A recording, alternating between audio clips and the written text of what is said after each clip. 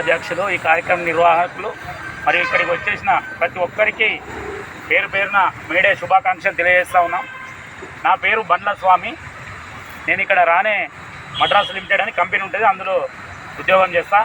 మా స్వగ్రామం ఏటిగడ్డ కిష్టాపూర్ మల్లన్న సాగర్లో మా ఊరు పోయింది. నేను CI2 జిల్లా ఉపాధ్యక్షుని కూడా కొనసాగుతూ ఉన్నా.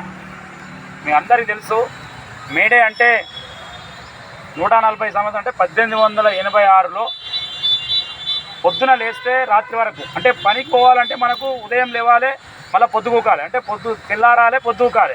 అంటే అప్పుడు ఒక సమయం లేదు మనకు, ఏ టైంలో డ్యూటీకి పోవాలి, ఏ టైంలో రావాలి, వాచ్లు కానీ మనకు ఒక కాల నిర్ణయం కానీ ఇలాంటిది ఏం లేదు.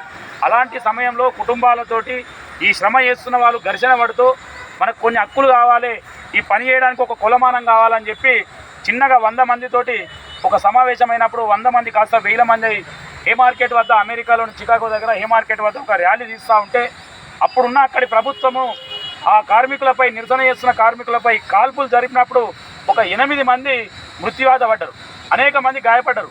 ఆ 8 మంది చనిపోతున్నప్పుడు మేము చనిపోయినా సరే ఇప్పుడు ఏదైతే మా చొక్కా తీసి ఆ కడిగిన రక్తం ఏదైతుందో ఎర్రగా అయిపోయిందని, ఈ జెండా సాక్షిగా మీ హక్కుల కోసం మీరు పోరాడండి, మేము పోయినా సరే కానీ మనం బానిసలాగా బతకద్దని చెప్పి ఆనాడు పైకి తీసినటువంటి జెండా ఎర్ర జెండా. ఆనాడు ఆ పోరాటాన్ని చూసి మిగతా దేశాలు, చాలా దేశాలు కూడా పనికి ఒక విధానం ఉండాలని చెప్పి, ఏదైతే ఒక రోజు 24 గంటలు ఉంటుంది మనకు, 24 గంటలల్లా దాన్ని 3 భాగాలు చేశారు. ఒక 8 గంటలు పని చేయాలి, ఒక 8 గంటలు విశ్రాంతి తీసుకోవాలి, ఒక 8 గంటలు వారి వ్యక్తిగత కుటుంబ జీవితాల కోసం నిర్ణయం చేసుకోవాలని చెప్పి ఆ ఒక రోజును 3 భాగాలుగా చేసి మనకు ఒక హక్కును కల్పించినటువంటి స్ఫూర్తి మేడే పోరాటం. తర్వాత స్వాతంత్రం రాలేదు, ఆ బ్రిటిష్ వాళ్ళు పాలిస్తూ ఉన్నారు, వాళ్ళతోటి పోరాడిరు. 1926 ట్రేడ్ యూనియన్ యాక్ట్ చట్టం, అంటే ఇప్పుడు ఏదైనా సమస్య పరిష్కారం కావాలంటే ఇప్పుడు మీ దగ్గర చూస్తూ ఉన్నాం. ఇంతకుముందు నరసింహ సార్ చెప్పిండు, రిక్షా కార్మికులు ఉన్నారు, హమాలీ కార్మికులు ఉన్నారు, చాలా భవన నిర్మాణ కార్మికులు ఉన్నారు, మనం కూడా ఉన్నాం, మనందరం కార్మికులం. మరి మన సమస్యలు పరిష్కరించుకోవాలంటే ఇక్కడ మనకు ఒక సంఘం ఉండాలి. ఇప్పుడు మీ మెడికల్కి సంబంధించి మీకు ఒక సంఘం ఉండాలి. కాబట్టి 1926లో మనం పోరాడి ఒక ట్రేడ్ యూనియన్ చట్టం అని తీసుకొచ్చాం. అంటే ఒక సంఘం పెట్టాలంటే ఎంతమంది ఉండాలి, సంఘం పెడితే సంఘంకి ఏమేమి అధికారాలు ఉండాలి, మనకు జీతాలు ఇచ్చేతోటి మీటింగ్ ఎట్లా పెట్టుకోవాలి, వాడి సమస్య పరిష్కరించకపోతే మళ్ళీ పైన లేబర్ కోర్టుకి ఎలా పోవాలి అనేటి ఒక చట్టాలు తీసుకొచ్చినాం. ఒక కుటుంబంలో ఉద్యోగం చేస్తున్నటువంటి వాళ్ళకు విధి నిర్వహణలో ఏమైనా జరిగితే నష్టపరిహారం, అంటే మనకి ఏదైనా జరిగినప్పుడు కాంపన్సేసరీ యాక్ట్ కింద నష్టపరిహారం. ఈ విధంగా స్వాతంత్రం రాకముందు నుంచి మొన్న 2008 వరకు అనేక చట్టాలు, 29 కార్మిక చట్టాలు, అంటే అవి మనకు ఒక రక్షణలాగా. మనకు ఏ నాయకుడు ఉన్నా, ఏ యూనియన్ ఉన్నా, ఏది లేకున్నా, ఇగో పలానా చట్టం ప్రకారం నువ్వు మాకు జీతం ఇస్తలేవు, పలానా చట్టం ప్రకారం మాకు బోనస్ ఇస్తలేవు, పలానా చట్టం ప్రకారం మాకు లీవులు ఇస్తలేవు అని చెప్పి ఇలాంటి చట్టాలు ఉండే. ఈ 29 చట్టాలను చాలామందికి అవగాహన లేకుండా పోతా ఉంది. ఒక 2 నిమిషాలు మాట్లాడుతున్నాం, ఏమనుకోవద్దు. ఆ 29 చట్టాలను ఏం చేశారంటే 4 లేబర్ కోడ్లుగా ఇప్పుడున్న కేంద్ర ప్రభుత్వం మార్చింది. లేబర్ కోడ్లు మార్చుతున్నప్పుడు, ఉన్న చట్టాలను తీస్తున్నప్పుడు మనం ఏదైనా అనుకుంటాం, ఒక ఇల్లు ఉన్నది, ఇల్లును కూలగొడుతున్నాం అంటే ఇప్పుడు ఉన్న ఇల్లును ఇంకా కొంచెం సౌకర్యంగా ఉండేటట్టు చూస్తాం. ఎందుకంటే పిల్లలకు అనుకూలంగా ఉండాలి, మనకు అనుకూలంగా ఉండాలి, విశ్రాంతి ఉండాలి, అంటే మనకు ఉండడానికి సౌకర్యం మెరుగుపడడానికి ఉన్న ఇల్లును కూలగొడతాం. మరి ఉన్న చట్టాలు తీసేస్తున్నప్పుడు, కొత్త చట్టాలు వస్తున్నప్పుడు అవి మనకు ఉపయోగకరంగా ఉండాలి. కానీ ఎవరికి ఉపయోగకరంగా ఉన్నాయంటే కార్పొరేట్లకు ఉపయోగకరంగా ఉన్నాయి, పెట్టుబడిదారులకు ఉపయోగకరంగా ఉన్నాయి, యాజమాన్యాలకు ఉపయోగకరంగా ఉన్నాయి. ఏమున్నాయి అందులో అంటే సంఘం పెట్టుకునే హక్కులు తీసిపడి, ఇంతకుముందు 7 ఉంటే సంఘం పెట్టుకునే వాళ్ళు, ఇప్పుడు 100 మంది ఉండాలి, లేకపోతే ఉన్న దానిలో 10% మంది ఉండాలని చెప్పి ఇట్లా తీసుకొస్తూ ఉన్నారు.